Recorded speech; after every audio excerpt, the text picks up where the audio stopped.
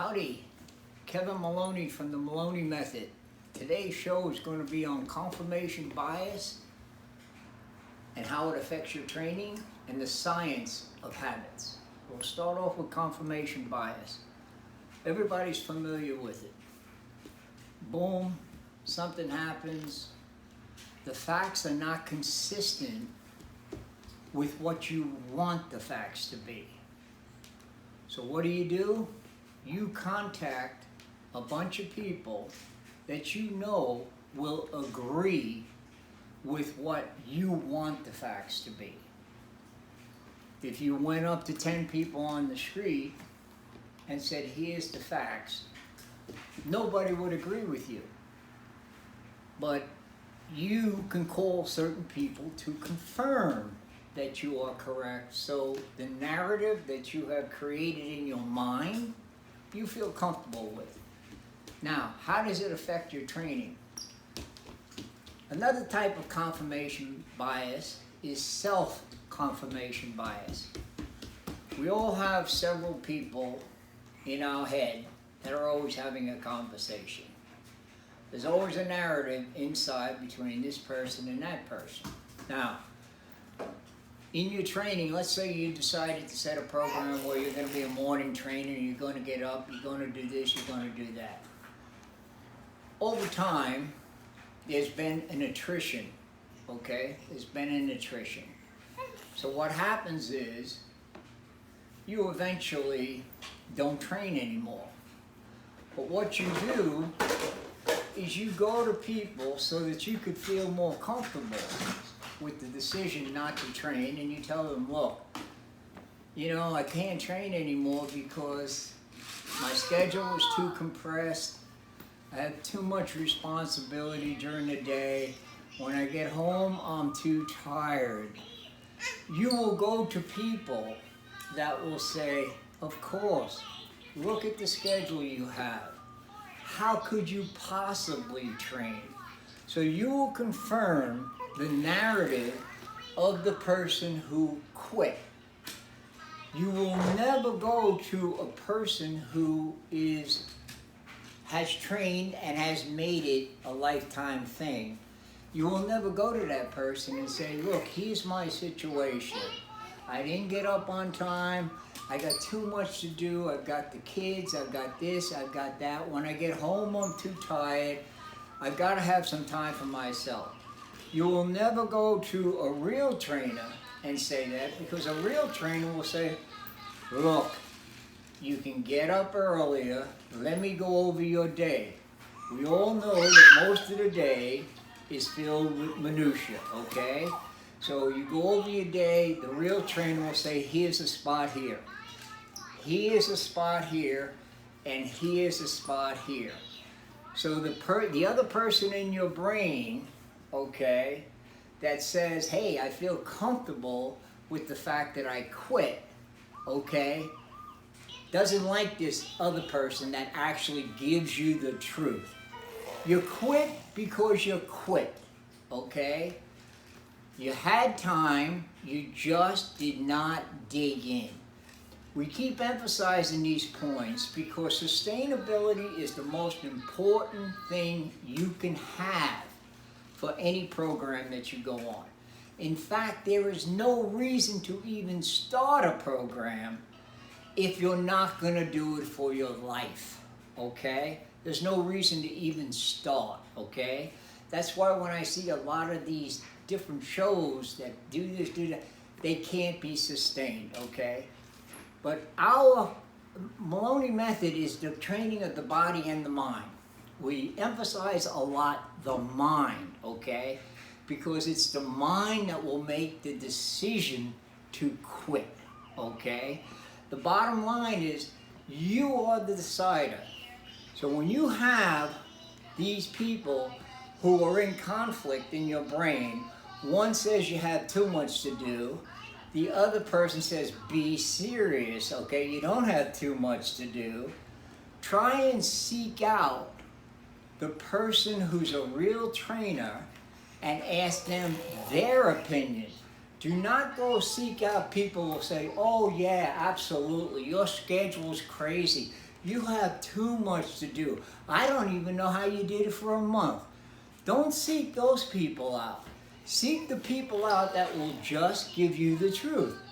There is no reason why you cannot have time to take care of the most important thing you have, okay? You have time to get that oil check. You have time for all that bullshit paperwork and all that bullshit phone and all that stuff on the computer. You have time for that, but you're saying you don't have time to take care of the gift that you have, a good physical body. You find time. And do not go to people who will just confirm that, hey, you're copping out. You're copping out. Go to real trainers and ask them. Now, I'd like to get into the science, of habit. Habit's an interesting thing. There's a neurological loop that people don't understand. It's literally physical. It's a neurological loop. The way you form a habit is there's three things. There's a signal, there's a routine, and then there's a reward. There has to be three things involved. Let's take, for example, you want to develop the running habit, okay? What's your signal, okay? You need to put the sneakers at the edge of your bed or on a chair right by your bed. So when you get up, you see that signal. The same way a dog sees a leash. A dog sees a leash, he knows he's going for a walk, okay? So you got your signal. Now, you take the signal, put the shoes on, and you go for a run. Small run, that's another thing. You always start small, okay? You always start small. So you go for a little run. Now the third part of a habit is the part that most people make a mistake on because it doesn't mesh with this new life that they're going into. The reward is important. And here's little Maggie's reward. Here you go. You have to have, okay, good girl. You have to have the reward part in there, okay? Three things: signal, routine, reward. Now, the thing about this that people don't know, and the reward could be a piece of carrot cake, something, okay? Here's the thing. People don't know that after a certain amount of time, the reward part will not be necessary because the neurological loop has been so locked in, okay? But it's very important that in the beginning, it's a three-part deal. Signal, routine, and reward, okay? Now, habits and addictions have similar things, okay? Addictions, let's take the addiction of cocaine, okay? What happens when a person is addicted to cocaine? What cocaine does is it hits the reward center, okay? Which we hit in a natural way, but it hits it excessively, all right? So that the dopamine is released in exponential amounts, okay? Then it hijacks the habit system. It literally hijacks and makes it a loop. It doesn't develop the loop through natural ways. It hijacks it so that you got this thing where you've had so much dopamine and you have to go through total withdrawal, but because you hijack the habit neurological loop, It's become a habit. It's become a habit. So you need more and more and more. And you don't even notice when it's artificial. When it's artificial, there's a big difference here. When it's artificial, the reward gets less. The reward gets less, and you need more to get the reward because you hijacked the habit system. When you develop a real habit to get the dopamine, the reaction stays the same, okay? Signal, routine, reward. The reward will always feel the same, and you will have that option. You will notice that you may not need the reward after a while, and the habit is still entrenched. Okay, well, that's it for today's show. Now, the two key things is we got to understand training the body and the mind.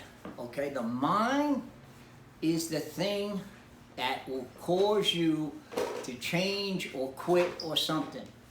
Before you make any major changes to not do your routine or change your routine, you have to ask yourself, the two people I am asking, okay, the two people I am asking in my brain, okay, which one? What would a real trainer say to this?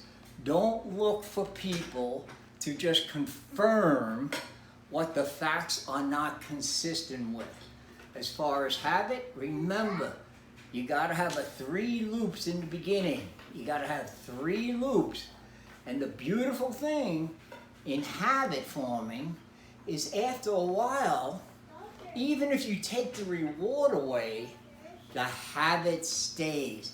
But it's imperative that in the beginning, you have a reward for yourself.